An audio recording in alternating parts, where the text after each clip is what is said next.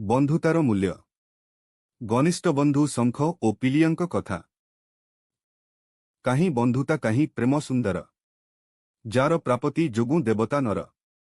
हाँ ए संसार रे बंधुता एक दिव्य भावर परिचायक। बंधुता बल मनुष्य को देवत प्राप्त होई जाए। भगवान श्रीकृष्णंक सह बंधुत्रु सव्यसाची होईगले द्वय कृष्ण। बंधुत्व भितरे किंतुर कोनसी प्रश्न नहीं। सामान्य टिकिए किंतु रहीगले बंधुत्र छकाशरे घोटी आसे कलाबादल। बंधुत्व विषय रे बद्ध जातक गल्प पृष्ठारु गोटिए सुंदर कहानी।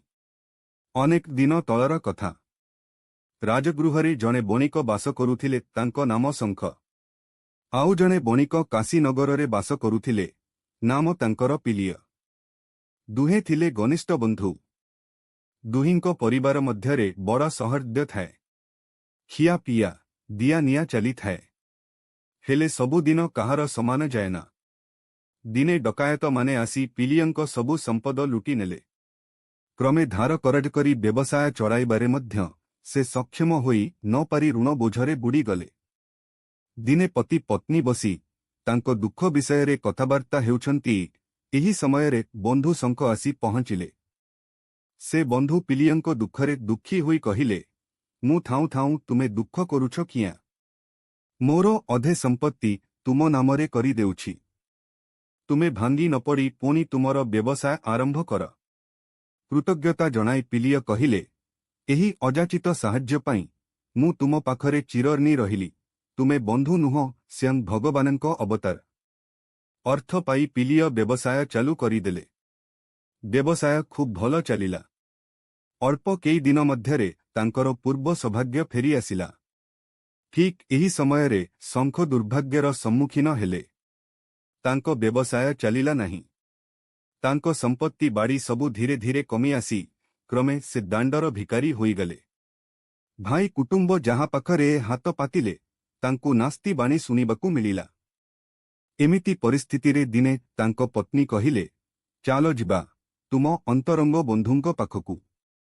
से हुएत आमकु किछि साहाय्य करि पारंती। शंख पत्नींको कथा सुनी कहिले, ये कि कथा कहुछ तुमे? दिने बंधु पिलियंकु साहाय्य करिथिली बोली आजी मु तार प्रतिदान मागिबी।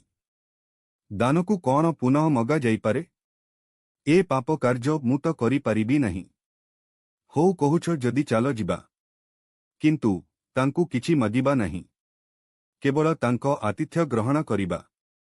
एही परी हाँ नहीं अवस्थारे दिने सेमाने जाई बंधुंको घरे पहुंचिले। बंधु विशाल संपत्तिर मालिक। तांकु भेटिबाटा कौन सहज कथा। जणे भृत्य हातरे शंख खबर पठाइले। हेले तांको कथाकु केही सुनिले नहीं। आहा पदे कहिबाकु अंतरंको बंधु पिलिय मध्य आसिले नहीं।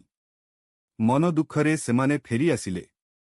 बाटरे जाउछंती हठात तांकर भेट होईगला पुरुणा दिनर जणे सेवाकारी सह। लोक जनक निजर पुरुणा खाउंदंकु घरकु पाछोटी नेई यथाशक्ति तांकर चर्चा कला। पुरुणा मालिकाणींको ठारु से बंधु पिलियंको व्यवहार कथा सुनी अत्यंत मर्माहत हेले ओ तुरंत जाई काशी राजांको पाखरे अभियोग कले। काशी राजा उभय बणिकंकु डकाइले एवं कृतघ्न बंधु पिलियंकु कहिले, तुमे शंखंको ठारु नेइथिबा संपत्ति तुरंत फेराई दियो।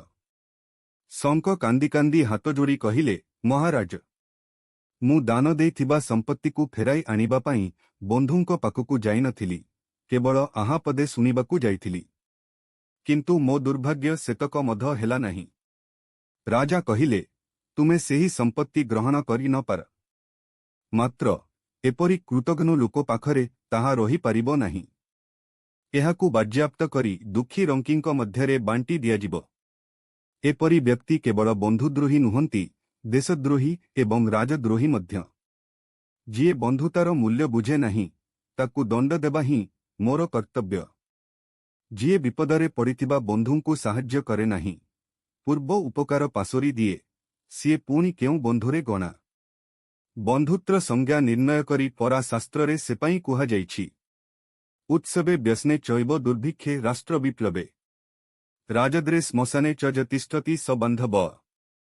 अर्जुनी चरण बेहेरा।